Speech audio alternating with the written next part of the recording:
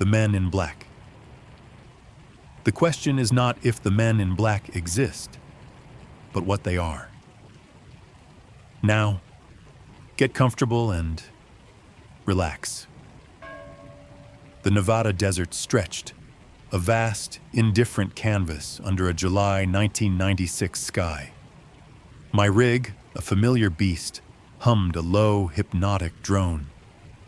Frank Miller, 52, just another line on the endless highway, Route 375. The air was still, thick with the scent of dry earth and distant sage. Hours passed, marked only by the shifting glow of the dashboard and the rhythmic sway of the cab. This was my life, a series of long, solitary equations. Then, the equation changed. It wasn't a blip on the horizon. It simply appeared. Directly over the highway, a mass of absolute black, a perfect triangle, silent. No lights, no sound. It didn't fly. It was. A tear in the fabric of the night, absorbing the starlight around it. My breath caught, a dry, useless puff in my throat. My vision seemed to distort at the edges. Then, with a speed that defied all known physics, it accelerated. Not a blur, but a ripple in the air itself. Upwards, gone. The pressure in the cab became a sudden, profound vacuum. I could feel a frantic, fluttering beat, not in my chest, but somehow in my ears and at the base of my throat. My hands were clamped to the wheel, knuckles white. The road ahead shivered. I checked my mirrors, expecting a warp in the asphalt, a lingering shadow. Nothing. Only the empty highway, stretching like a broken memory, reflecting the desolate, indifferent stars. Disoriented, a chill seeping into my bones, I pulled the rig into the little alley inn. The neon sign above flickered, casting a sickly, unsettling green glow across the cracked asphalt. Inside, the diner was a mundane tableau of plastic laminate and weak coffee. A few locals, their faces etched with the desert's quiet resignation, sat hunched over plates. Then they appeared. 2 men. They didn't walk so much as glide. Immaculate black suits, slightly ill-fitting, like a child playing dress-up. Their faces were smooth, unnaturally pale, devoid of hair. They slid into my booth. No sound, no scraping of the bench. Their dark, still eyes fixed on me, an unsettling, patient expectation radiating from them. The air around them felt unnervingly colder. They ordered nothing. The waitress approached, then hesitated, a strange uncertainty in her movements, before retreating without a word. The profound silence at our table was a palpable thing. The man on my left broke it. His voice was a flat monotone, like a distant signal. "Frank Miller," he said, and my name sounded alien, dissected. The summer of '52, a severe case of pneumonia. My mind snagged. 52? I'd almost forgotten that. A childhood fever, a distant haze. It was, he continued, a significant vulnerability, a window into different frequencies, wouldn't you say? His eyes, dark as polished obsidian, never wavered. Did the wallpaper shift for you, Frank? Did the floorboards hum with an unnatural resonance during your delirium? They spoke of it as an open circuit, this forgotten illness. Some experiences, the other man added, his voice equally devoid of inflection, are like an open circuit, Frank. They draw power. My past, a blur even to me, was their focused present. A prickling sensation spread across my scalp, as if my hair were trying to stand on end. My mouth was suddenly dry, like desert dust. Before I could articulate any response, the man on my right extended a pale, almost translucent hand. He placed it gently on my warm coffee cup. An immediate, profound cold radiated from it. The ceramic instantly became ice cold. Fine ice crystals bloomed outwards across the surface, an impossible frost in the diner's stale air. Some memories, he stated, his voice a quiet, chilling hum, are heavier than others. Best to lighten the load. He looked through me, not at me, as if examining the very core of my consciousness. In that moment, a quiet clarity settled over me. I consciously chose to observe, to assimilate this impossible reality, rather than dismiss it as a hallucination or a trick of the light. It was a quiet, internal surrender, a feeling of doors closing softly behind me, sealing me into this new, bizarre landscape. My fate felt less like a choice, more like a revelation. Days later, back on the road, the hum of the engine felt different, a prelude to something. I found myself trying to recall the name of my childhood best friend, the boy who'd helped me through that 52 fever. His face was clear in my mind, a freckled grin vivid as a photograph. But his name was a hollow, aching void. Not forgotten, but removed.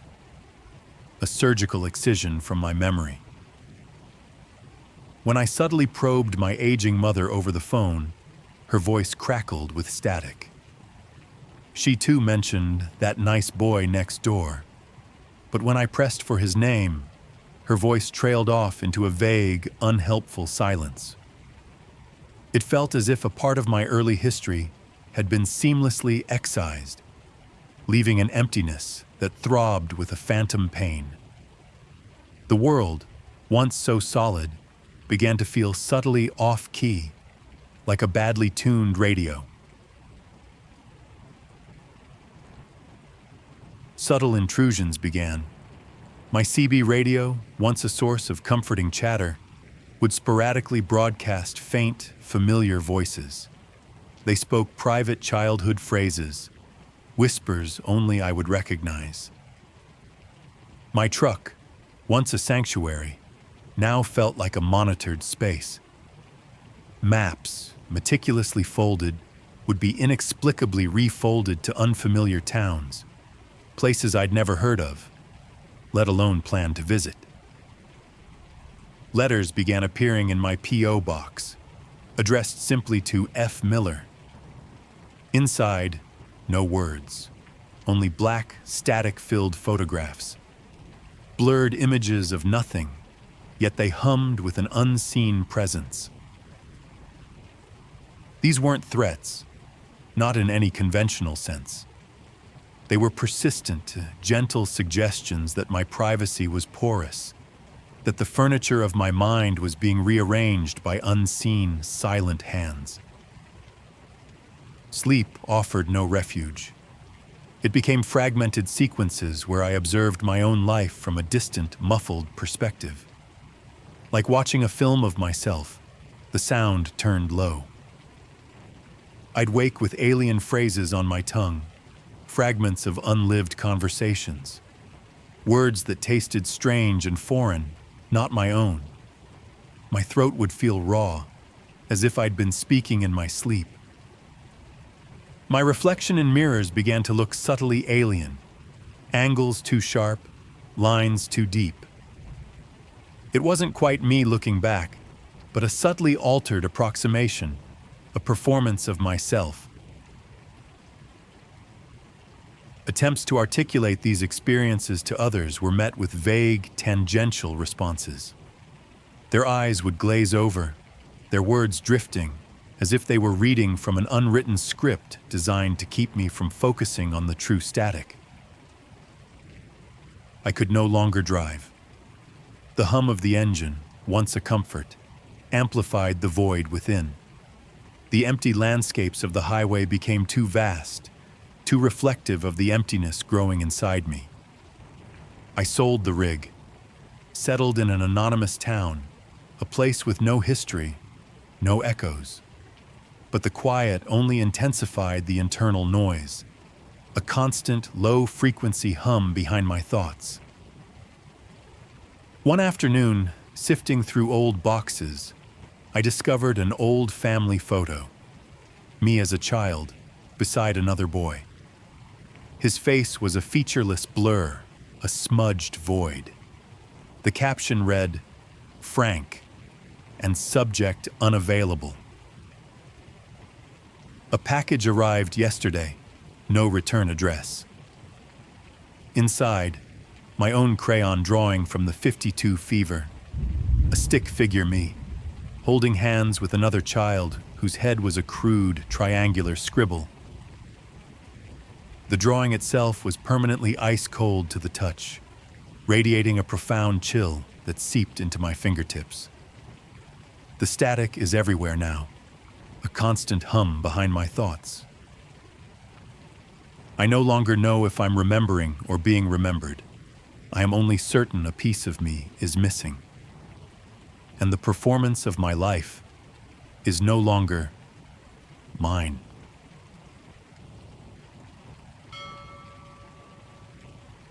I'm David Whelan, 72 now. The years have blurred most things, but not that night. November 1978. Shemya Station, Alaska. The wind howled like a banshee off the Bering Sea. I was on the ANF PS-17 console. Just another routine night, or so I thought. The air in the bunker was thick with stale coffee and ozone. For 12 minutes, my screen showed it. A solid, non-reflective object. A perfect, unmoving blip against the green sweep. It was over the Bering Sea, far beyond any known flight path. Then it moved. Hypersonic. A smear of light. It stopped instantly. Then moved again, a perfect, impossible trajectory. No craft, no known technology could achieve that. Major Thomas Croft, my commanding officer, stood beside me. His breath caught, a thin, audible rasp in the quiet room. We just stared, two men sharing a silent dread, the only sound the hum of the radar. The next morning, two men arrived. From a Department of Logistics Oversight in D.C., I'd never heard of it. They weren't soldiers. Their movements were too fluid, too precise, an unsettling efficiency. One of them, I remember distinctly, had no hair at all. Not even eyebrows or eyelashes. Just smooth, pale skin where hair should be. They didn't question us, didn't ask about the anomaly. They went straight to the radar console. They worked with tools I'd never seen, small, intricate instruments. Piece by piece, they disassembled my ANFPS-17. Silent, methodical, like surgeons removing an unwanted growth. The hum of the machine died, replaced by quiet clicks. Then, just as silently, they installed a brand new unit, identical, untouched, as if nothing had ever happened. They presented me with a 12-page non-disclosure agreement. Crisp paper. I wasn't allowed to read it. The bald man watched me sign. His gaze was utterly devoid of warmth. like looking into polished stone. He just said the old unit had a manufacturer's defect. The words echoed, hollow and absurd, against the memory of those impossible 12 minutes. A dry, metallic taste formed in my mouth. Major Croft was transferred within weeks, abruptly. No explanation. Just gone. I tried to reach out, to confirm what we'd seen. His phone was disconnected, his new posting vague, a dead end. Every official channel I tried to query about the incident met with polite, unyielding silence, a wall of placid indifference. My decision not to let it go, to subtly persist in seeking confirmation, was my point of no return. I didn't know it then, but I was already marked. I felt a cold knot tighten in my gut, a quiet resolve to know. Life began to subtly shift. Unanswered phone calls in the dead of night. A quiet click of a receiver after I'd hung up. People I didn't recognize, but who seemed to recognize me in mundane places. A glance held too long in a grocery aisle. Small things in my apartment subtly rearranged. A book moved a few inches. Keys not quite where I left them. Just enough to make me question my memory. Never enough to confirm. The air grew heavier with unseen eyes. My skin prickled. My career, which had been steadily progressing, suddenly stalled. A phantom break. Opportunities vanished. Promotions skipped over. My name simply wasn't on the lists anymore. Colleagues, once friendly, became distant. Their eyes avoided mine in the mess hall. They moved away when I approached. An invisible wall rose around me, isolating me within the institution I had served for decades. I felt utterly alone. I tried to research the Department of Logistics Oversight, only a generic, practically untraceable government sub-agency. Its purpose vague, its records sparse, like a phantom limb of bureaucracy.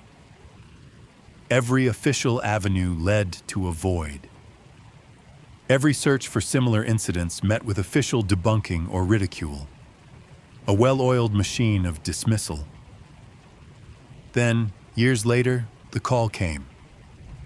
3 a.m, my landline. A calm, monotone voice. It recited a specific detail about the radar anomaly that only Major Croft and I could have known. No threats, no demands, just the chilling confirmation that I was known. I was heard, and I was being watched. The air in my small apartment felt suddenly thin, sharp. My breath caught, shallow and quick. A few years ago, a man visited me, here at my retirement home, unannounced. He had a bland, generic name, something like Mr. Smith. We spoke over tea in the common room.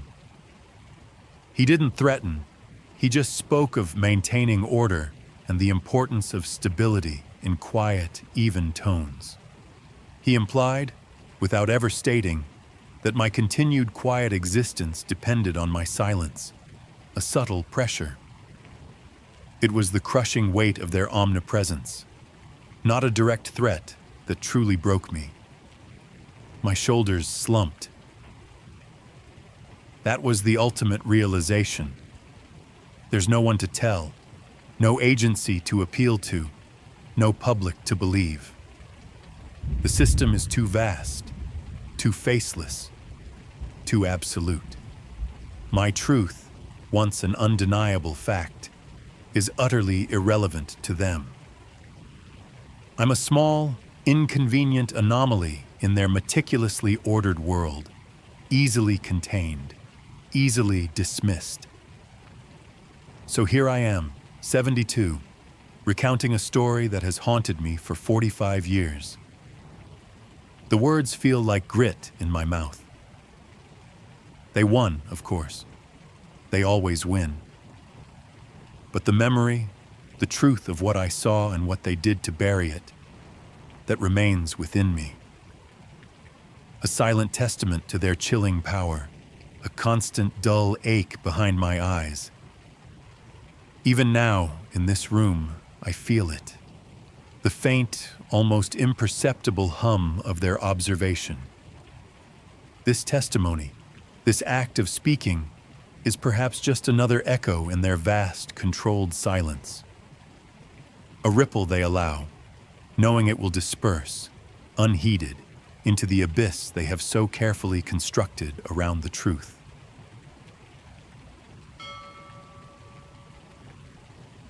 I was Maria, a widow of 2 years, and the old farmhouse here in rural Minnesota was my only companion. My life was a rhythm of chores, a quiet cadence. The floorboards of the kitchen, worn smooth by generations of footsteps, would groan their familiar greeting each morning. Sunlight, thick with dust motes, would paint stripes across the linoleum as I boiled water for coffee. The scent of damp earth and old wood was the perfume of my home. I'd pour my coffee, black and strong, then step out onto the porch.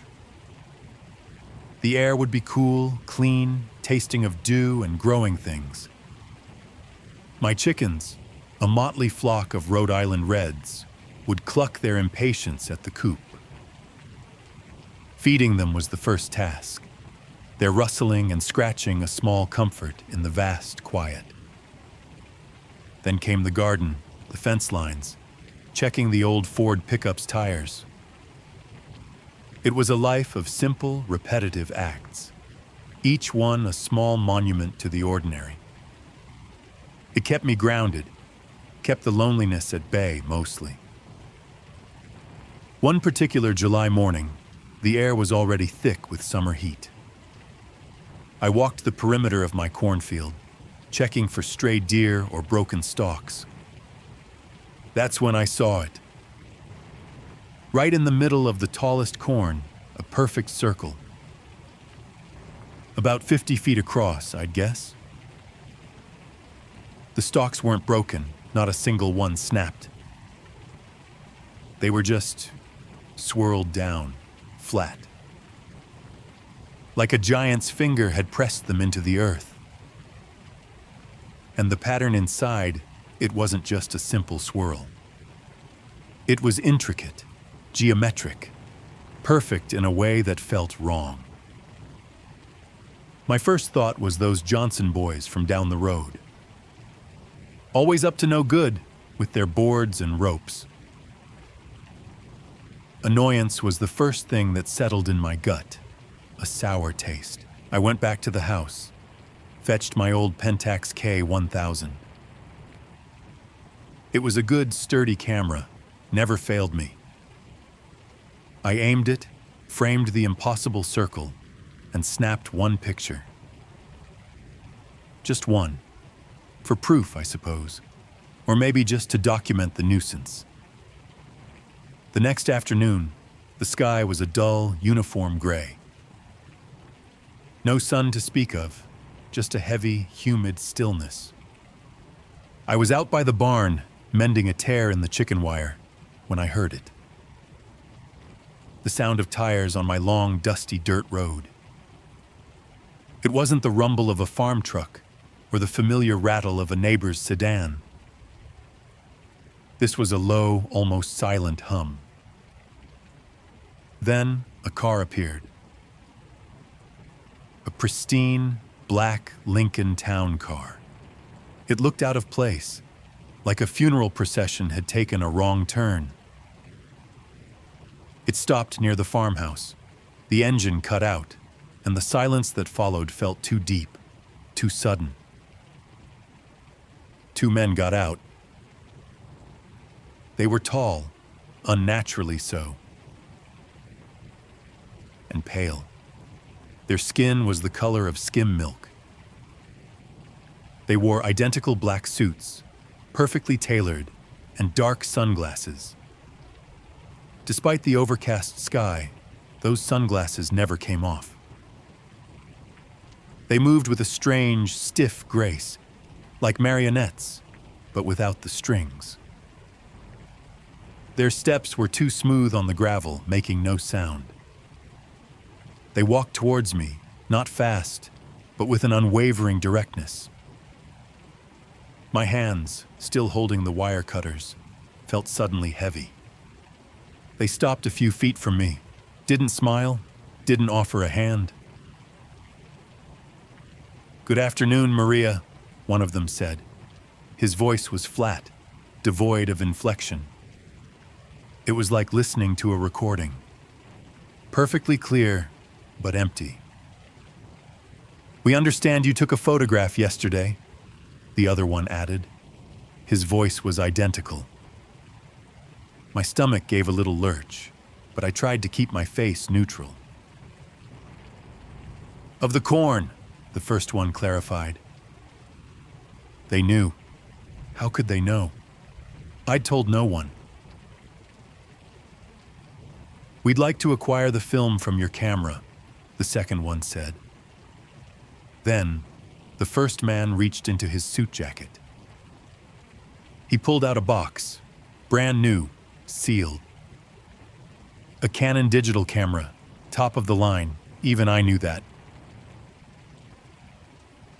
"This is for you," he stated, holding it out, in exchange for the roll of film.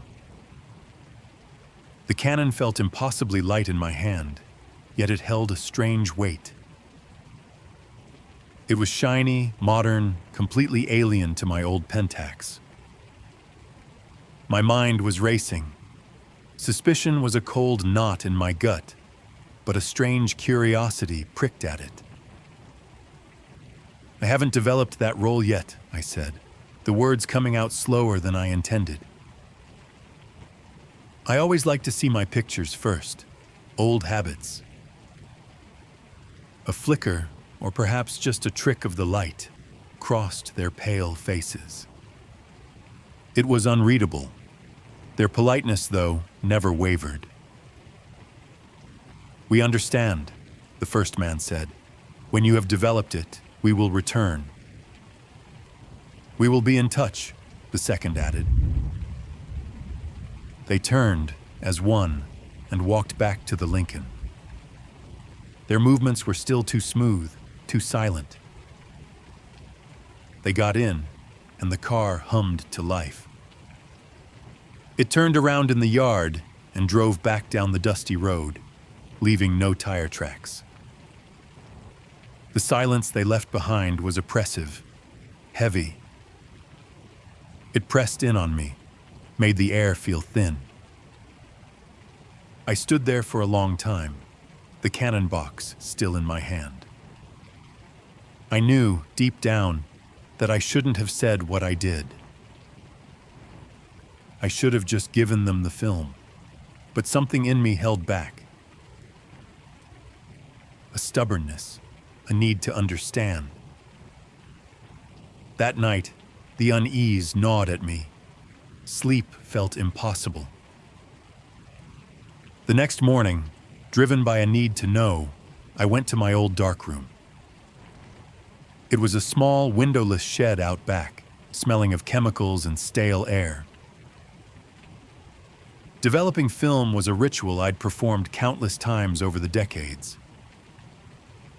I loaded the reel, dipped it in the developer, the stop bath, the fixer. The familiar click and swish of the chemicals was a comfort, until it wasn't. I pulled the negatives out, held them up to the dim red light. The corn circle photo was there, perfectly normal, just as I'd taken it.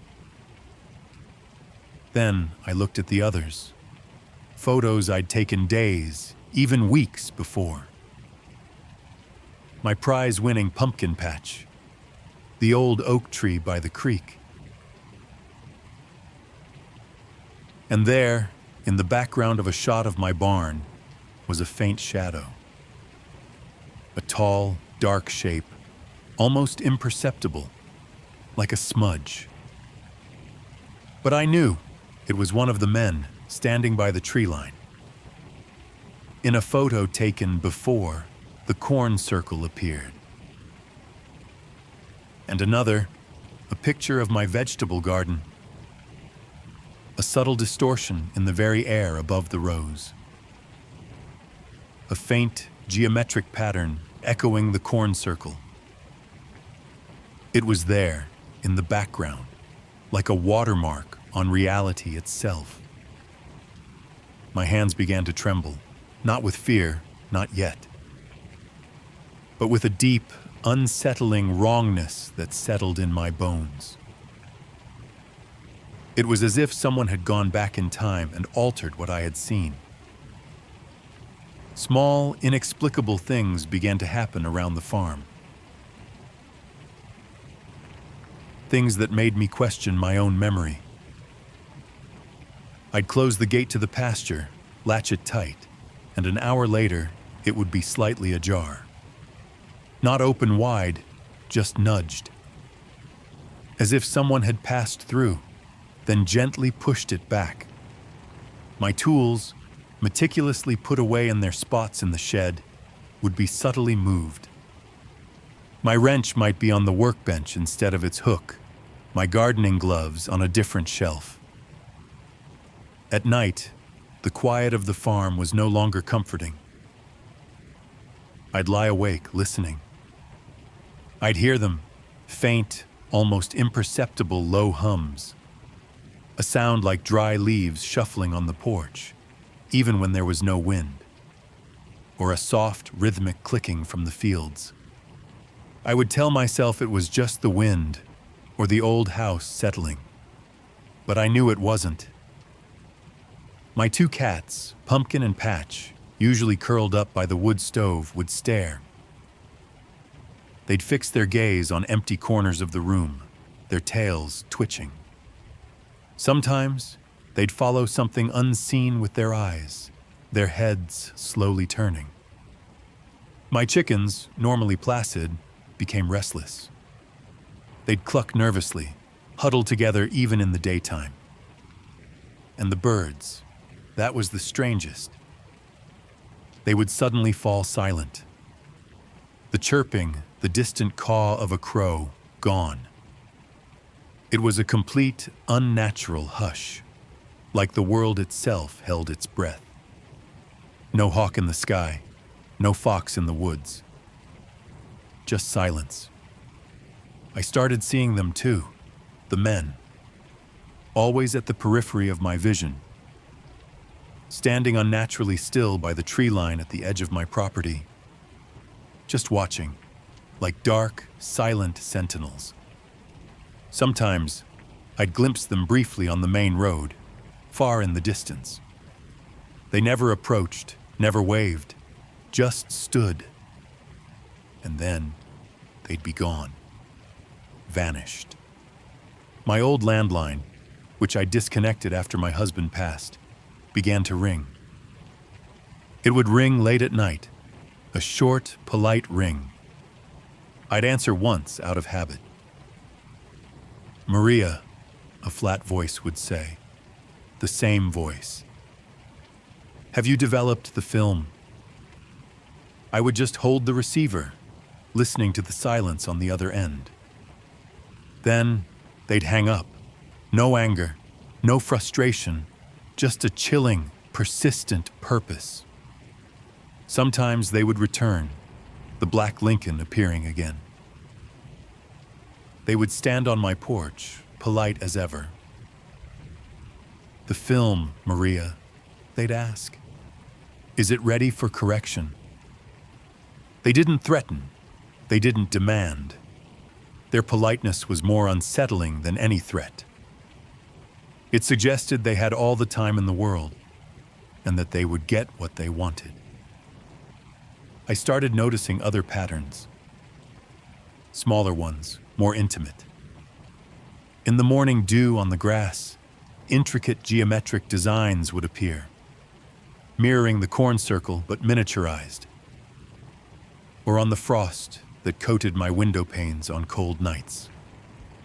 Perfect alien geometries spun into the ice. They weren't just in the cornfield anymore. They were everywhere. A pervasive, unseen influence, a signature on my world. The lack of sleep began to take its toll. My mind felt foggy, stretched thin. I tried to confide in my niece, who lived 2 states away. I called her, rambling about the men, the circles, the silent birds. She listened patiently, then her voice softened, too kind. "But Aunt Maria," she said gently, "maybe you're just lonely. It's been hard since Uncle Frank passed." She suggested I get out more, maybe join a church group.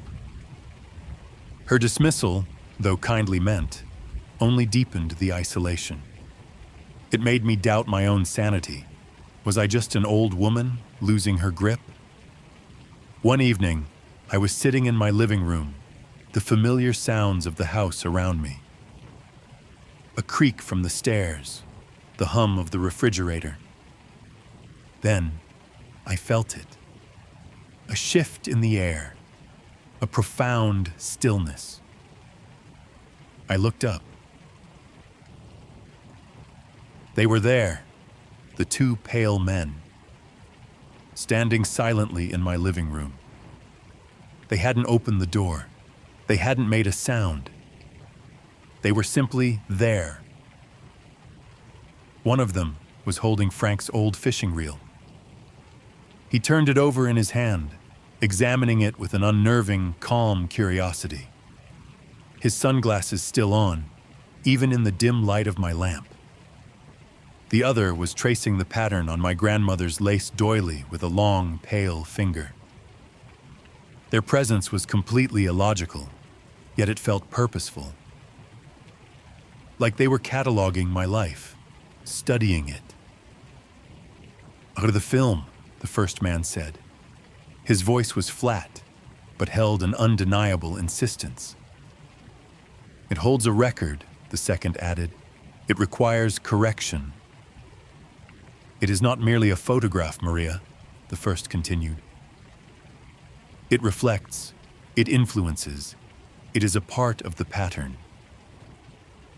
The second man adjusted his sunglasses, though his gaze remained fixed on me. "We are curators," he stated. "We maintain the integrity of the record." A chill, not of cold, but of profound wrongness, seeped into my bones. It wasn't just my picture they wanted. It was something deeper, something about reality itself. My eyes fell on a photograph on the mantelpiece. Frank, laughing, holding up a catfish almost as big as he was. His smile, the crinkle around his eyes, so utterly human. A wave of quiet resolve washed over me. Not anger, not defiance in the way of a fight, but a grounding, a deep, steadying anchor in my own humanity. They were wrong. They were not human. And I was. I looked at them, these uninvited guests. I understood then the depth of their unnatural connection to me, to my farm, to the very fabric of my existence. Fighting them, screaming at them, would be futile. My agency wasn't in overcoming them. It was in how I existed within this new, altered reality. In choosing to hold on to what was real, what was human. The men finished their silent inspection of my living room. They placed Frank's fishing reel back on the side table, precisely as they'd found it. They turned as one and walked out. Not through the door, but simply gone. The air shimmered where they had been, then settled. They left me with a profound, quiet dread. The strange occurrences on the farm did not stop. The gates continued to be ajar. The tools continued to shift. The hums and shufflings continued at night. But I no longer dismissed them as imagination. They were real. They were just part of my world now. A few weeks later, I developed another roll of film. Ordinary pictures, my garden, the sunrise over the fields, the old barn, and on every single image, faint but unmistakable, was a blur. A subtle distortion in the background. Not in focus, but a permanent, uncanny mark. Like a ripple in a pond that never quite settles. A quiet correction, enacted upon my life, upon my world, and I was left to live within it.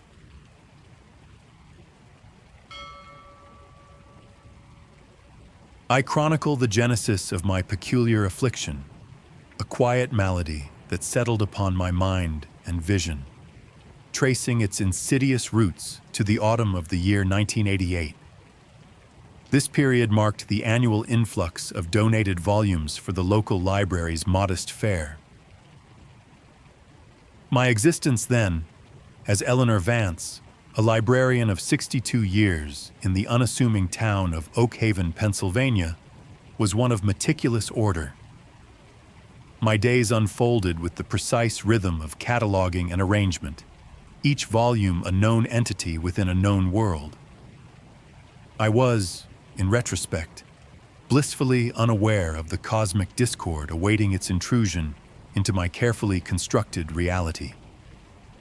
The very air of the library, once a sanctuary of human knowledge, held an unseen, nascent tension. Among the usual dusty encyclopedias and forgotten paperbacks, a singular anomaly presented itself. It was a slender, unmarked tome, its cover a preternatural shade of black that seemed to absorb the very light around it. Its surface, unlike any leather or cloth I had ever encountered, possessed an unnerving, almost slick smoothness, cool to the touch. It felt less like a book and more like an object born of an alien forge, devoid of any discernible texture. Within its pages, a labyrinth of intricate diagrams unfolded. They bore a superficial resemblance to electrical circuit schematics, yet their complexity and alien logic defied any known engineering principle. Interspersed were what might be termed astronomical charts. However, the constellations depicted were utterly alien, their configurations defying any mapping of the terrestrial night sky. They suggested geometries of a universe beyond our own. My initial reaction was one of pure, unadulterated intellectual curiosity. A scholar's compulsion, deeply ingrained in my nature, urged me to dissect and categorize this anomalous artifact. It was a challenge to my ordered mind. The symbols within the book defied logical apprehension. Each line, each curve, each nexus point seemed to vibrate with an inherent geometry suggesting dimensions and energies utterly beyond terrestrial understanding. A subtle yet persistent unease began to insinuate itself. It was not a fear of the supernatural, but rather a profound intellectual dissonance, a quiet alarm resonating within the very core of my rational intellect. Yet, this disquiet was merely a counterpoint to an insatiable academic yearning. The desire to categorize, to comprehend, to place this anomalous object within the framework of known knowledge became a powerful, overriding compulsion. This yearning, born of intellectual hubris, led to my fateful, conscious decision. I elected to transport the enigmatic volume from the library's neutral ground, where it might have remained an isolated curiosity.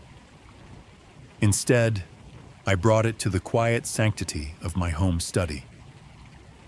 This act, seemingly innocuous, was in truth my irrevocable descent into the abyss of forbidden knowledge. I carried it, not knowing it carried me. The journey home felt subtly altered, the familiar streets of Oak Haven appearing strangely muted, as if the very air had thickened around me. The book, tucked into my satchel, felt strangely heavy, a nascent gravitational pull. 2 days after the book's arrival in my study, The migraines began.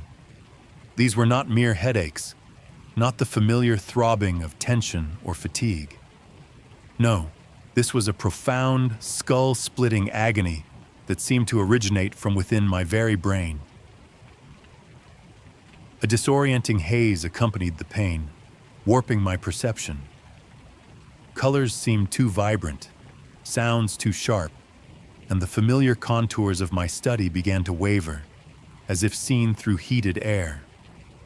I perceived them not as a simple physical malady, a neural malfunction. Rather, they felt like a psychic resonance, a discordant frequency emanating from the black book, slowly eroding the very foundations of my mental fortitude. The pain was a physical manifestation of a deeper, unseen pressure. It felt as though an immense, unseen hand was pressing against the inside of my cranium, seeking to reshape the very architecture of my thought. Despite the escalating torment, my scholarly obsession deepened, fueled by the very discomfort the book inflicted. I found myself drawn back to its pages, compelled to decipher its impossible glyphs. The diagrams, which had initially appeared as static lines, began to coalesce into fleeting, impossible geometries within my mind's eye. They suggested unseen structures, dimensions folded upon themselves, and a profound, alien intelligence. I discerned whispers, not of sound, but of conceptual weight. These were not auditory hallucinations, but rather the subtle impress of an immense, ancient consciousness embedded within the text's very syntax, communicating without words. It was as if the book itself was a living entity, its diagrams the very sinews of an alien mind. My own intellect, once a bulwark of reason, was slowly being permeated by its incomprehensible logic. Then came the chilling visitation. Two men appeared at the library's close, their figures stark against the twilight gloom visible through the tall windows. They were clad in anachronistic black suits, utterly without adornment or distinguishing features. Their faces were unreadable, their expressions devoid of anything remotely human. They moved with an unsettling, precise economy of motion, their presence filling the quiet library with an unnatural stillness. Their queries were oblique, unnervingly so. They did not ask about a book. Instead, they inquired if anyone had reported feeling unwell after handling recent donations, their voices flat and devoid of inflection. Then, with an unnerving precision that stole the very breath from my lungs, they proceeded to describe the exact symptoms of the severe migraine that had been my constant companion for the past 48 hours. A cold, creeping dread, unlike any I had ever known, began to bloom in my chest. My breath caught, shallow and reedy in my throat, and a sudden, profound chill permeated my very bones despite the library's warmth. The horrifying realization dawned upon me with the force of a physical blow. My forbidden communion with the artifact had not gone unobserved. Entities unknown, unseen, had been monitoring my fragile membrane between realities. The undeniable, soul-shattering revelation settled upon me like a shroud woven from cosmic ice. The Black Book was not merely an anomaly, a curious artifact. It was a conduit, a vessel of transmission. It was a channel for an ancient, vast, and utterly indifferent intelligence. My nascent comprehension of its contents, my mere interaction with its alien syntax, had marked me irrevocably. My very existence, once so inconsequential in the grand scheme of things, had been transformed into a beacon, a signal for forces beyond human reckoning. I was, in essence, a data point in a terrifying alien calculus. A desperate primal surge of self-preservation A raw instinct for survival compelled me to act. I knew with an absolute certainty that the book must be excised from my life no matter the cost. The following morning, with furtive movements and a racing pulse that felt like a trapped bird in my throat, I anonymously returned the accursed volume to the library's donation bin. It was a futile attempt, I now know, to sever the cord. The cessation of the physical migraines offered a fleeting, deceptive respite. The skull-splitting agony receded, leaving behind only a dull ache and a profound exhaustion.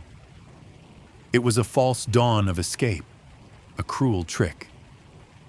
Yet, the indelible imprint remained. Complex, geometric patterns, alien in their perfection, perpetually burned into my inner vision whenever my eyes closed. They were not mere phosphenes, the light-induced artifacts of the retina. These were the persistent, haunting residue of an alien reality, a visual grammar of the cosmos's unfeeling, terrifying vastness. They pulsed, shifted, and interlocked with a dreadful, silent logic.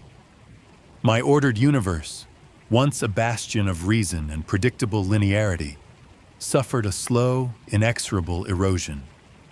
The omnipresent patterns became a cruel lens, revealing a grotesque, underlying truth to every mundane detail. Humanity's existence, its triumphs and follies, its very aspirations, were but a meaningless anomaly, a transient flicker against an infinite, uncaring void. Our struggles, our loves, utterly insignificant. My intellect, once my greatest asset, the very instrument by which I sought to understand, became the instrument of my undoing. It was the very capacity for comprehension that shattered my capacity for peace.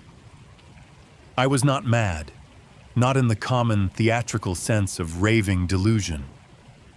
No, I was profoundly, irrevocably undone, suspended in a quiet, unshakable despair born of ultimate cosmic insignificance. The knowledge, once sought with such academic zeal, now possessed me utterly. It is a silent, constant companion, illuminating the horrifying truth of our inconsequential place in an indifferent universe. I'm Miguel, 62 now, a retired fisherman from Astoria, Oregon. I'm telling you this because the silence is a lie. I can't hold it in any longer.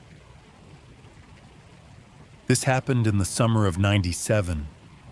Every day since has been a struggle against a sound that isn't really there, but it is always, always there.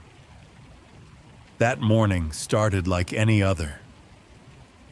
Pre-dawn darkness, the familiar chill of the air, the smell of salt and diesel fuel clung to everything.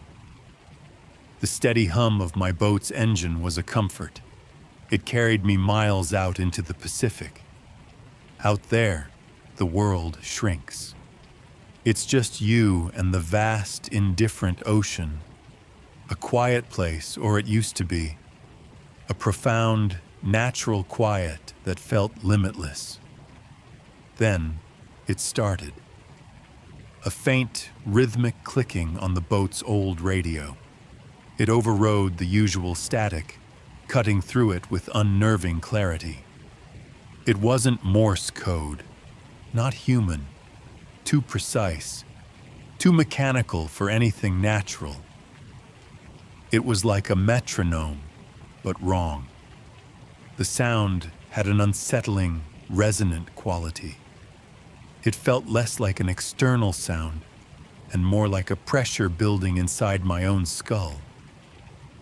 At first, I thought it was just bad interference, a faulty signal from some distant buoy. I tried to dismiss it, a mere nuisance. But then, a strange sensation began. My old dental fillings, forgotten for years, began to throb.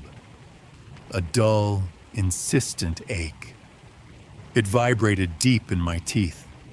It wasn't pain, not exactly. More like a buzzing resonance. My bones felt like conductors. They channeled this invisible, invasive rhythm. I fiddled with the radio dial, turning it slowly. The clicking persisted, unwavering. It followed every channel, louder, softer, but always present. A ghost in the machine, a frequency I couldn't escape.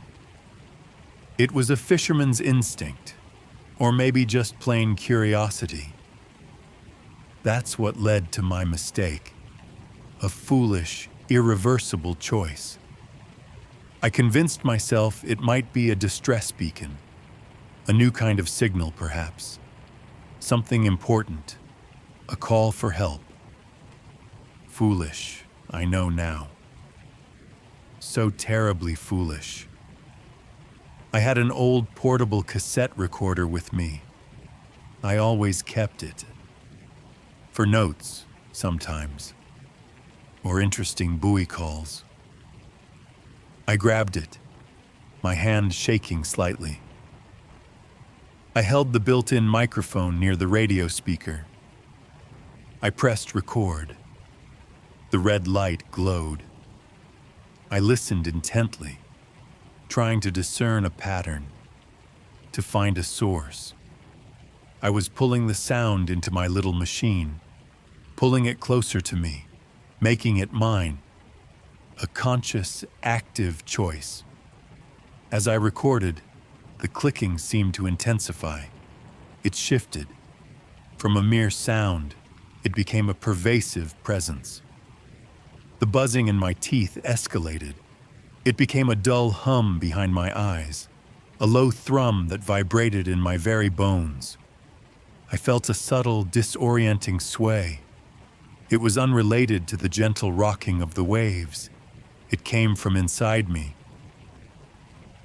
A growing unease settled over me, a chilling suspicion. This wasn't just a signal. This was something reaching out. Something knowing. A cold dread began to curl in my stomach. The silence of the ocean felt suddenly hostile. When I docked later that afternoon, Astoria was its usual sleepy self. The familiar bustle, the smell of frying fish. But waiting on the pier near my slip were two men. They stood perfectly still, unnervingly pale, almost sickly. They were dressed in ill-fitting black suits, like identical gaunt shadows against the bright afternoon sun. They watched me with an unnerving intensity. Their eyes were dark, lifeless, like polished stones. They did not blink. I felt a prickle on my neck, a cold, crawling sensation. I wanted to look away, but couldn't. Their gaze held me. They didn't speak, not a single word. One of them, without a sound, slowly raised a cassette recorder. It was identical to mine. The same make, same model. It glinted dully in the light. He pressed play. The world collapsed. The same clicking sound, but amplified to an unbearable, skull-shattering volume. It wasn't just sound anymore. It was a physical force. It hit me like a wave, a tangible blow. My ears shrieked with pain, a high-frequency whine that clawed at my eardrums. My vision blurred. A blinding migraine exploded behind my eyes. It felt like my very skull was vibrating apart. My bones rattled in protest. I could feel a frantic, fluttering beat, not in my chest, but somehow in my ears and at the base of my throat. I opened my mouth, but only a dry, useless puff of air came out. My knees buckled. I swayed. Instinct took over. I remember my own cassette recorder, still clutched in my hand. It dropped. It hit the splintered wood of the pier. A soft thud.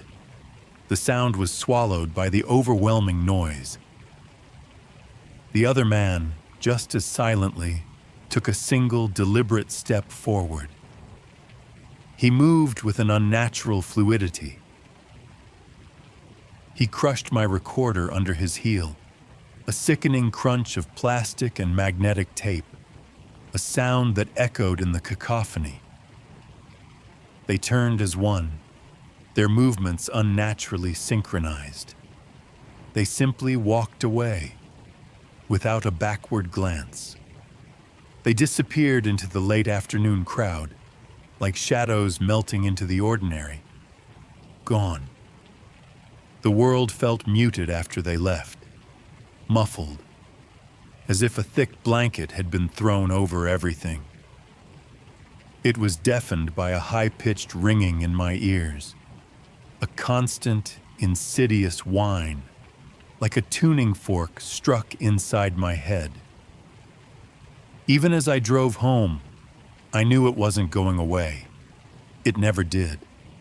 It became a permanent fixture, an internal echo of that horrifying sound, a constant reminder of their presence and what they did. The ringing became my prison, a cage of sound from which there was no escape. It made sleep elusive. My thoughts fractured. My peace was stolen, piece by agonizing piece. I began to hear phantom whispers within its drone.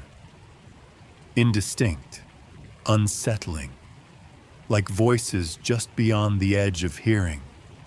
Always present, never clear. My paranoia grew. Every unfamiliar car, every shifting shadow. They seemed to hide their return. I avoided company, convinced that the sound was not just a torment. It was a surveillance, a link. I was living within a sound that only I could hear, a secret shared with an unseen, horrifying entity. I tried to tell people, my wife, my doctor. They dismissed it. Tinnitus, they said. Stress. The ramblings of an old man. But it wasn't. It was them. It still is. I'm besieged, not by a visible enemy, but by an encroaching, non-visual dread. It lives inside me, this testimony, this confession. It is my last stand against the sound. A desperate attempt to break the terrible silence I've kept, to somehow acknowledge the unseen horror that still vibrates in my bones and whispers in my skull.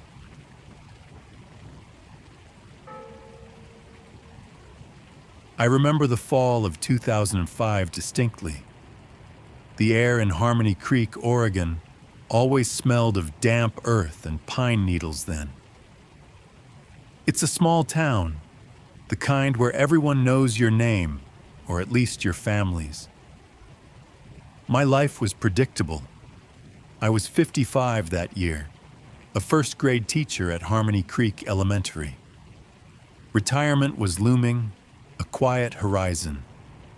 My days unfolded in a comforting rhythm of ABCs, the gentle scrape of crayons, and the cheerful chaos of art projects. Everything was routine, a well-worn path, until Leo joined my class. He was new to town, a quiet boy. Leo was exceptionally quiet, even for a child his age.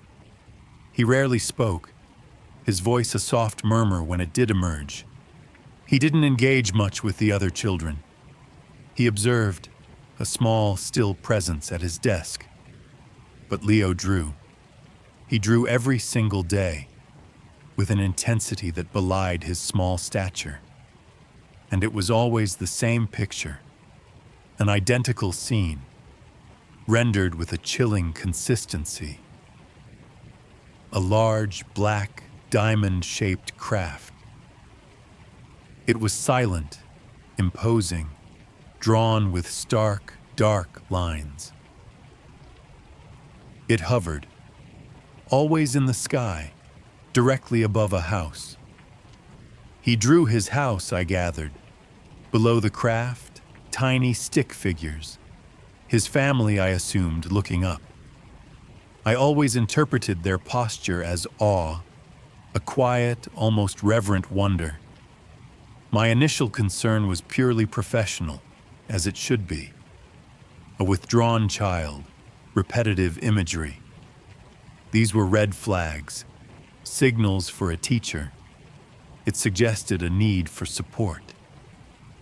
I considered contacting his parents. Perhaps a school counselor could offer insight. It felt like a call for help, a silent, artistic cry for attention from a child who couldn't vocalize it. I saw it as a desperate attempt to communicate something significant. Then they arrived. It was a Tuesday, I think. The memory is sharp, despite the years. 2 men, impeccably dressed in black suits. Their movements were fluid, almost too smooth.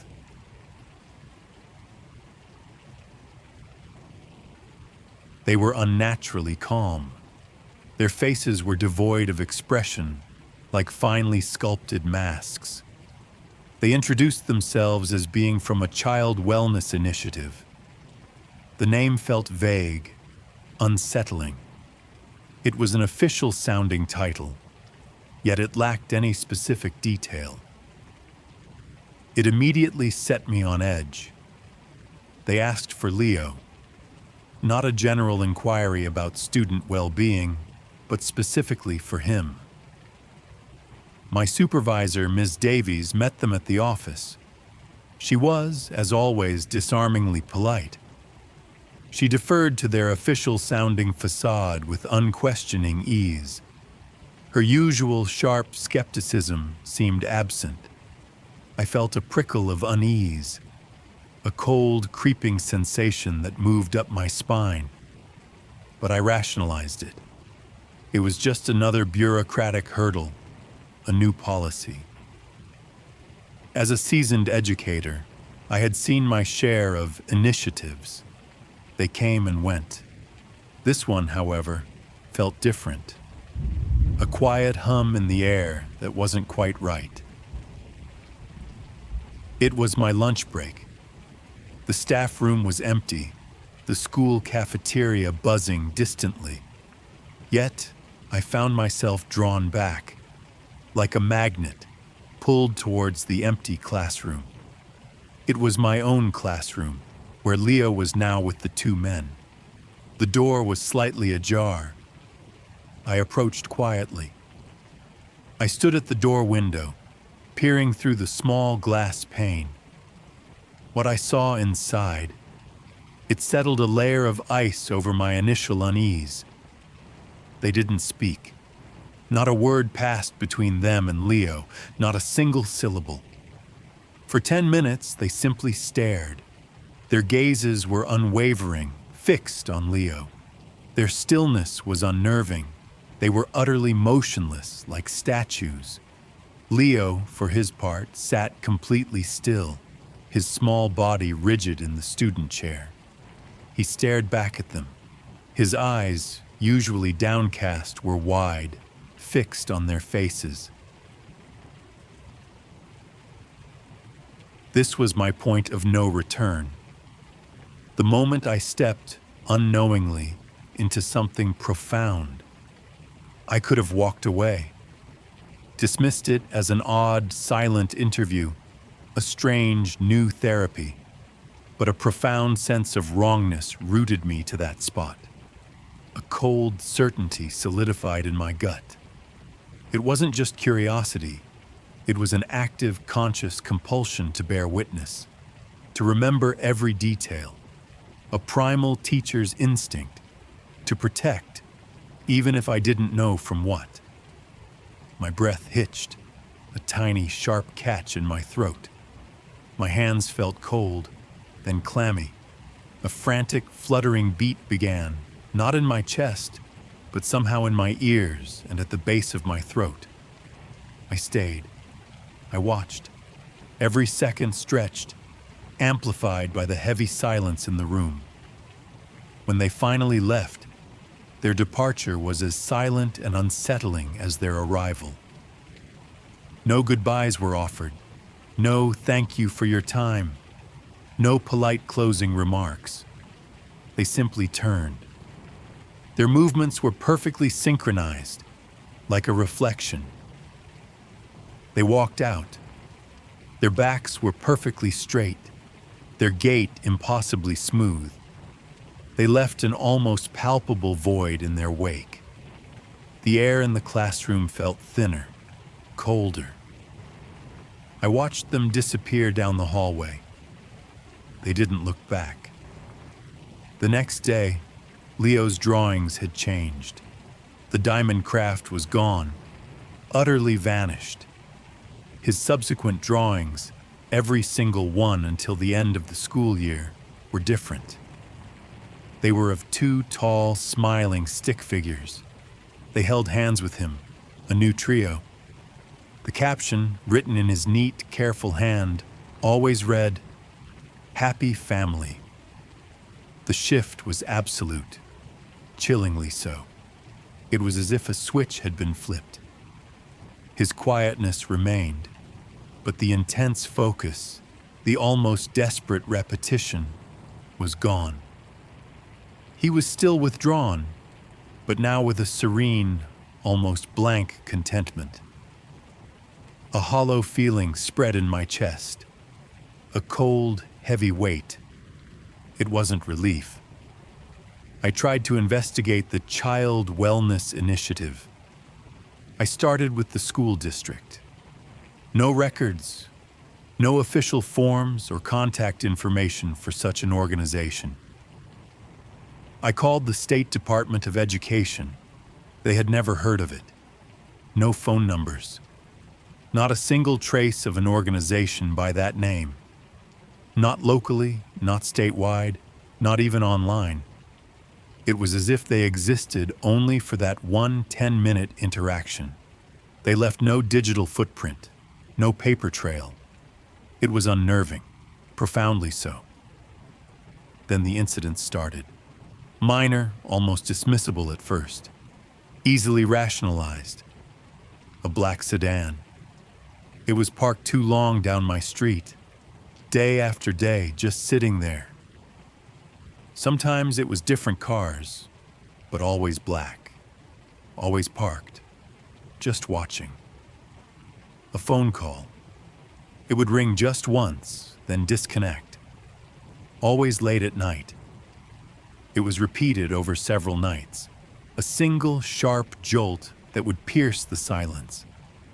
The fleeting sensation of being watched. Even in my own home, a prickling on my skin.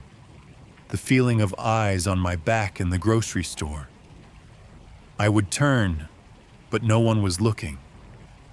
I began to feel a profound loss of privacy. My routines felt observed. My quiet, private moments, once sacred, now felt invaded. My home was no longer a sanctuary. The mundane became menacing. The rustle of leaves outside, the creak of old house timbers. Was my mail being opened?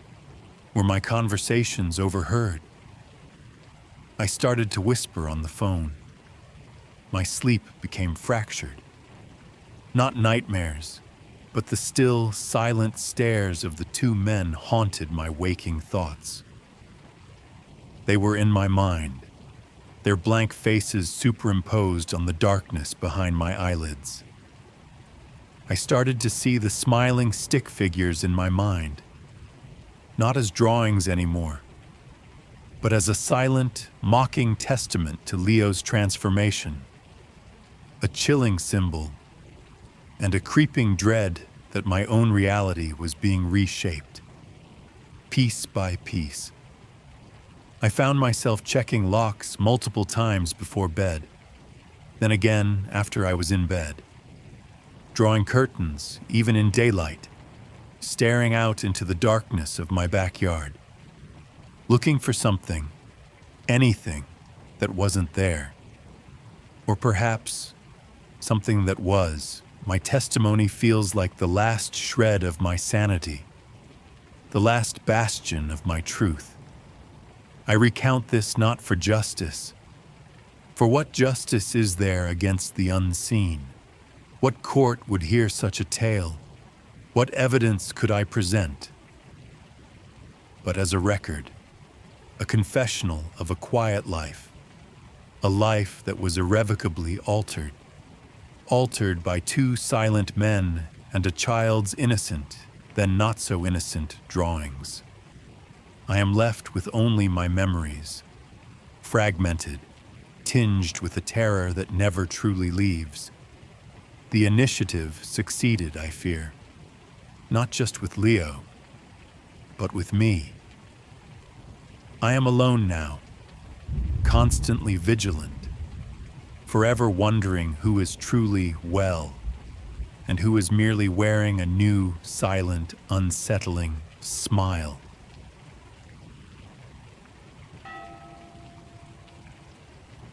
The cold coin of I-40.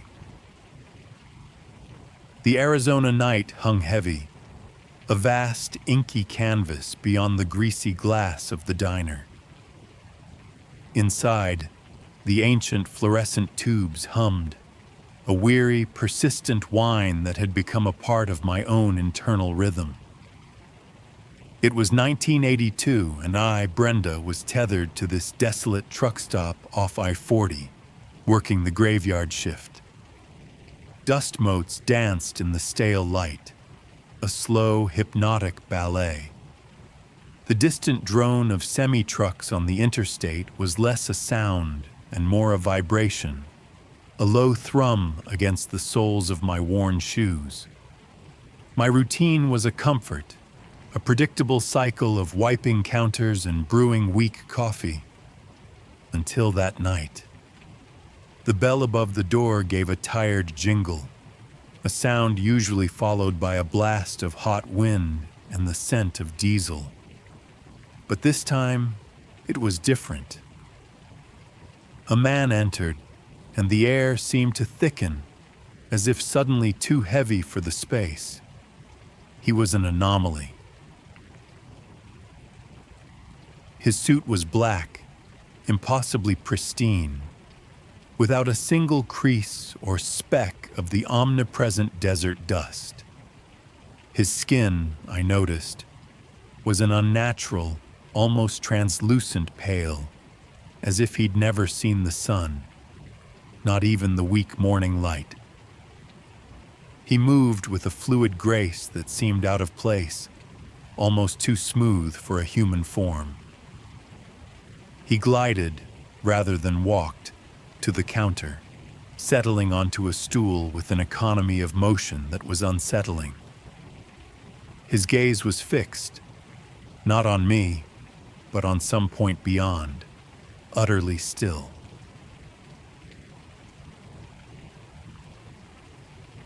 "Water," he said, his voice a low murmur, devoid of inflection.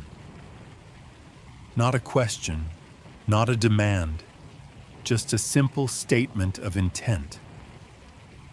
I filled a glass, the ice clinking, a sound that seemed shockingly loud in the sudden, profound quiet of the diner. He drank, slowly, meticulously. Each sip was deliberate, his fingers wrapped around the glass with an unnerving precision. He never looked at me, never acknowledged my presence beyond the initial request. Glass after glass, I refilled it. The faucet's gurgle the only interruption to the silence. Hours bled away like spilled water. The pale man sat, a still sculpture at my counter, consuming glass after glass. The sheer volume of water he drank was baffling, yet his posture remained unchanged, his face a smooth, unreadable mask. It felt less like a customer and more like an observation. Finally, just as the first hint of false dawn began to bruise the horizon, he pushed the empty glass forward. He reached into his suit pocket, his movements still too fluid, too controlled. He withdrew something small and black. He placed it on the counter.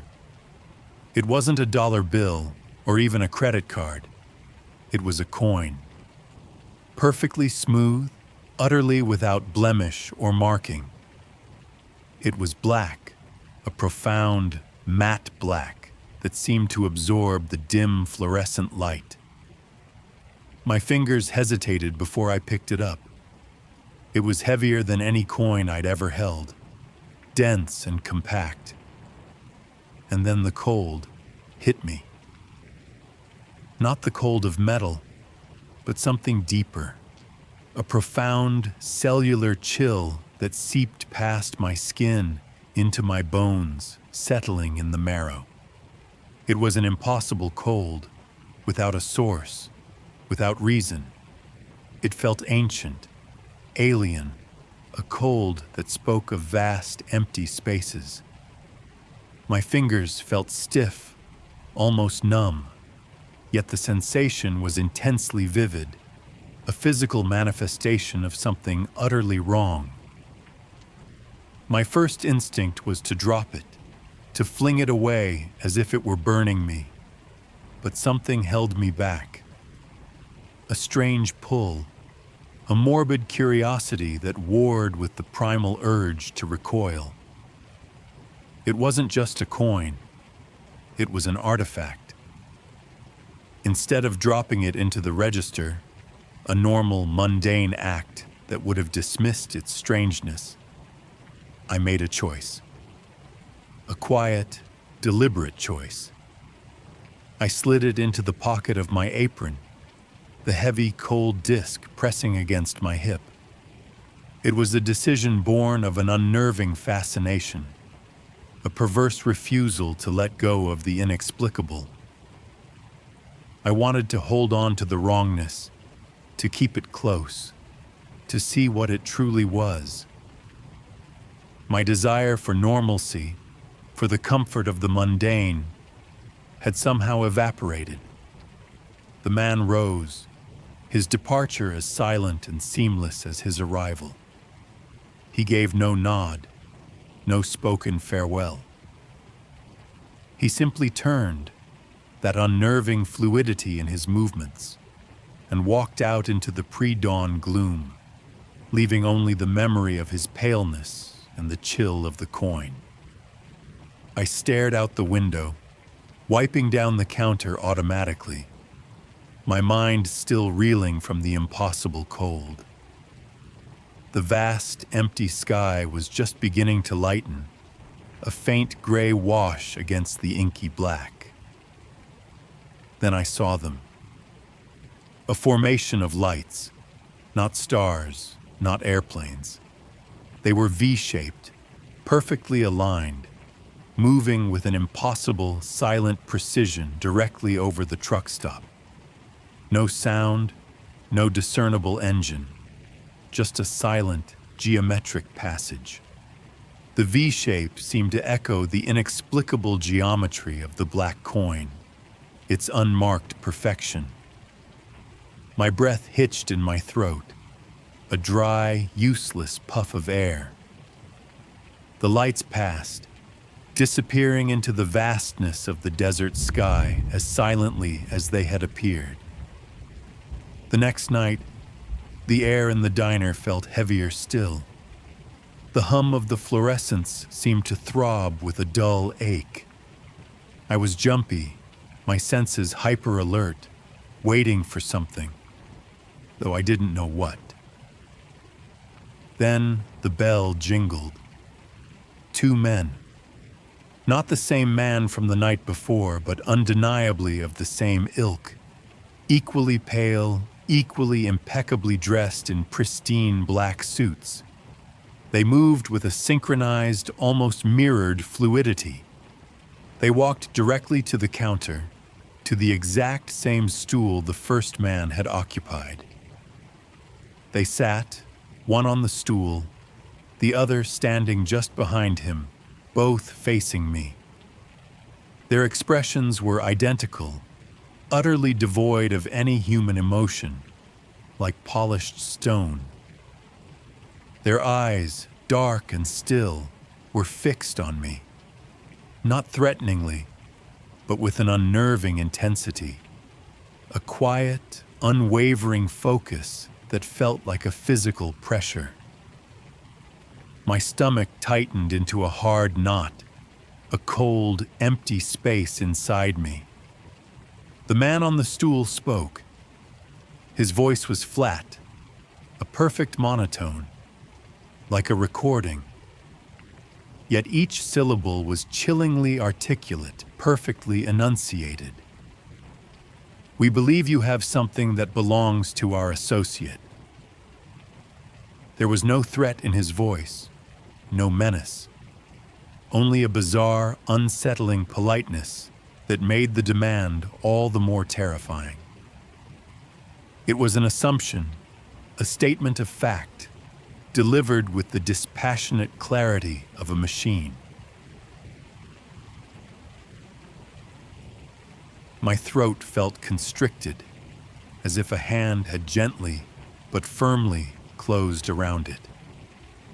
My vision seemed to tunnel, the edges blurring. My fingers twitched, an uncontrollable tremor starting deep in my core. I fumbled, my movements clumsy and uncoordinated. My hand went automatically to my apron pocket, to the heavy, cold disc I had kept. It felt like an extension of my own body now, an unnatural growth. With shaking fingers, I pulled it out, the black coin, and placed it on the counter between us. It lay there, a stark, dark circle against the chipped formica, radiating its silent, impossible cold. The man on the stool leaned forward slightly. He picked up the coin, his fingers moving with that same unnerving precision. He examined it, turning it slowly between his thumb and forefinger, his gaze unblinking. He nodded, a barely perceptible dip of his head. Then, from his own pocket, he produced a standard quarter. He placed it carefully on the counter next to where the black coin had been. "For the water," he stated, his voice still that flat monotone. A payment, a mundane human transaction for something profoundly unhuman. It was a bizarre, almost absurd gesture that only deepened the wrongness. They rose, a synchronized, silent movement. They turned as one, their backs to me, and walked out into the vast, silent night. The bell above the door gave its tired jingle. Then silence descended once more. I was left standing there, my hands pressed flat against the counter, the cold ghost of the coin still clinging to my skin. My mind felt like a shattered pane of glass, fragments of reality scattered and sharp. In the days that followed, the truck stop seemed to subtly warp, like a poorly developed photograph. The familiar hum of the refrigerator in the kitchen took on a strange, rhythmic pulse, a low throb that seemed to beat in time with my own frayed nerves. The fluorescent lights, once a steady, if harsh, glow, began to flicker with an unnatural, almost communicative beat. A silent code I couldn't decipher but felt acutely. Mundane sounds, the clatter of dishes, the squeak of a mop, acquired an unsettling resonance. It was as if the world itself had slipped a cog, subtly out of tune, no longer quite right. Every shadow seemed deeper, every silence more profound. I felt a constant, low thrum beneath my feet, even when no trucks passed. My nights became a fractured landscape of fragmented, dreamlike episodes that bled seamlessly into my waking hours. I'd see V-shaped patterns in the condensation on the diner windows, fleeting and perfect, then gone. The phantom, cellular cold of the black coin would sometimes bloom on my skin, a sudden, deep chill that had no external source. I heard whispers, too, not quite words, but a low, resonant thrumming that suggested an unseen presence, always just beyond my hearing. Small, inexplicable gifts began to appear. A single, perfectly smooth black pebble, identical in texture to the coin, would be placed meticulously on the counter when I stepped away for a moment. Then, a folded napkin, appearing as if by magic, would lie beside my coffee cup. When I unfolded it, an intricate geometric pattern, vaguely resembling the V formation of lights, would be drawn in perfect, impossibly fine lines. The truck stop itself seemed to shift, subtly but persistently. A door I had never noticed before, a small, unmarked wooden panel, would appear for a moment in the back hallway, then vanish when I turned to look again. A shadow in the corner of the diner would deepen into a form that wasn't there, a presence that pressed in on me without ever solidifying. I constantly felt observed, a persistent, chilling sense of an unseen, polite scrutiny. It was a quiet, relentless pressure, a sensation of being utterly known and watched, yet never truly seen. This polite, invisible scrutiny pushed me to the very brink, fraying the edges of my sanity like an old, worn fabric. I began to lose my grip on linear time. Days and nights blurred into a continuous, dreamlike loop, indistinguishable from one another. The boundaries between my waking life and the unsettling reality of the unseen visitors dissolved. I was trapped in a surreal, quiet nightmare where the uncanny had become my new, inescapable normal. The hum of the fluorescents, the distant drone of I-40, the deep, cellular cold, they are all part of it now, and they are always here. To Dr. Evelyn Reed, from Dr. Alistair Finch. Subject: The Kepler Correction. Date: Wednesday, December 19th, 2012. Evelyn, you must read this. I know what they've said about me. The whispers, the diagnoses. Dismiss it. This is not the ravings of a broken man. It is a desperate plea, an urgent conveyance of a truth so vast, so perfectly calibrated, it defies human comprehension. Please understand. My disgrace, the termination from Caltech, it wasn't for eccentricity, not the usual kind anyway. It was a forced retraction, a deliberate cover-up. They made it look like academic error, a failure of rigor. But it was no such thing. It was a discovery, and they couldn't allow it to stand. Remember the Kepler data, the initial releases, most focused on exoplanet candidates, the habitable zones, the transit photometry, all very standard. But there was an anomaly, a persistent, highly complex signal pattern, buried deep within the noise, discarded by most algorithms as instrumental artifact. My colleagues, yourself included, understandably saw it as statistical aberration. Noise. I heard the polite suggestions to focus on the low-hanging fruit, but something about its intricate structure, its sheer mathematical elegance, pulled at me. It was too beautiful to be random. It was a siren song. I made a conscious choice then, Evelyn, a deliberate, almost defiant act. I pushed aside my funded research, my secure tenure track. I dedicated years to that anomaly. Late nights in the lab, fueled by lukewarm coffee and a gnawing conviction. It was my point of no return. I knew the professional skepticism would mount, the quiet judgments, but the intellectual puzzle was too compelling. It was a singular obsession. Then, the breakthrough.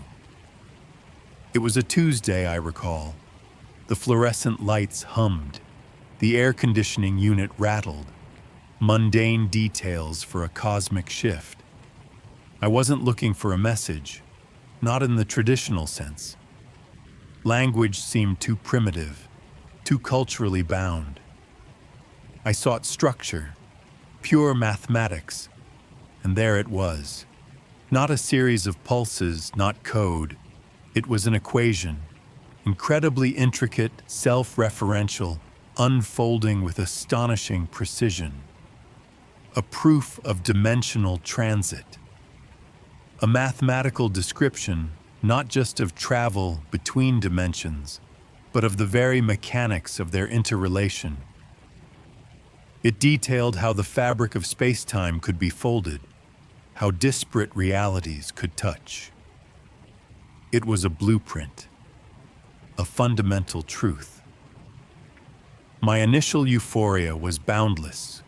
A physical lightness filled my chest, like a sudden release of atmospheric pressure. This would revolutionize physics. I worked tirelessly for weeks, meticulously crafting the paper. 30 pages, every symbol painstakingly justified, every implication explored. It was my magnum opus. I submitted it to nature, confident. There was an undercurrent of dismissive peer review, of course, highly speculative, lacks empirical validation. But I knew its truth. I felt it in my bones. It was undeniable. I waited, buzzing with anticipation. The world would soon see. 2 days after submission, they came. Not a formal review committee, not security, just 2 men. They arrived at my office door unannounced. They were unremarkable in appearance, nondescript suits, pale complexions. But their presence, it radiated an unsettling calm, an almost inhuman serenity. Their accents were slight, unplaceable, like a precise, subtle inflection not tied to any region I knew. It was unnerving more than any overt threat. They didn't introduce themselves. They simply began to speak about my paper, my proof. Their voices were soft, level, utterly devoid of emotion. They engaged me in a discussion of my work, dispassionate yet profoundly penetrating. They understood every nuance, every complex derivation, better than I did. They didn't threaten me. They didn't confiscate anything. They merely pointed to a single infinitesimally small flaw, a symbol in the 11th equation. It was elegant, exquisitely so. Not an error of calculation, but of assumption.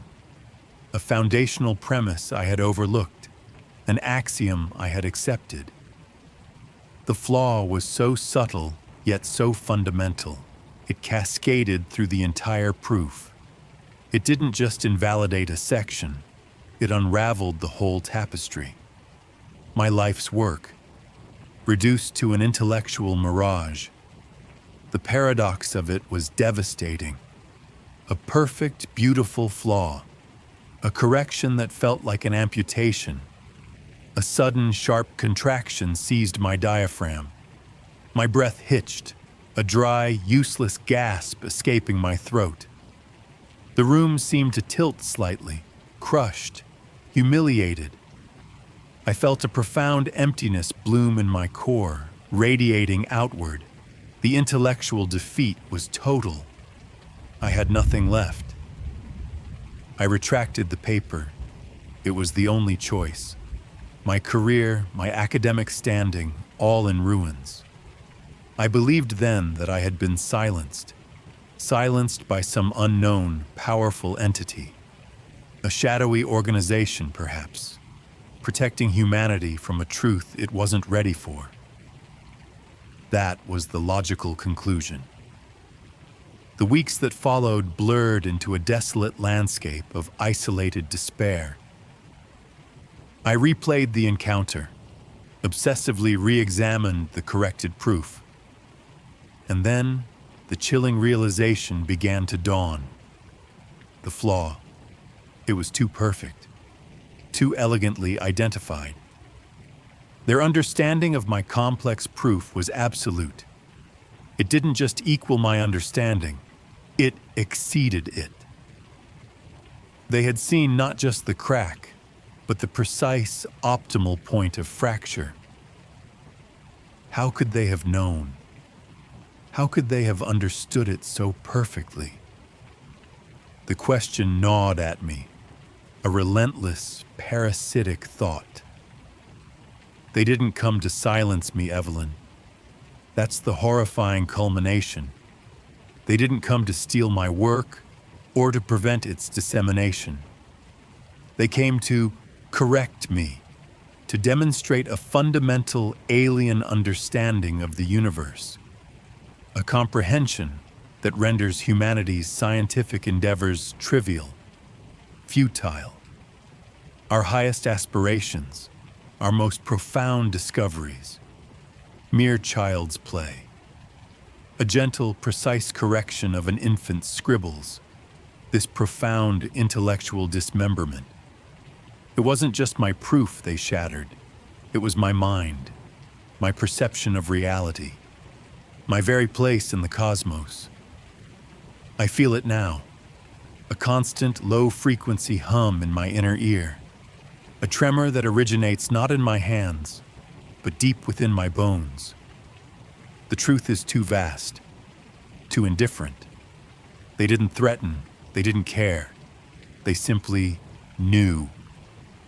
And that knowledge, it is unbearable. We are so small, so utterly, fundamentally wrong. How could they have known? How could they have understood it so perfectly?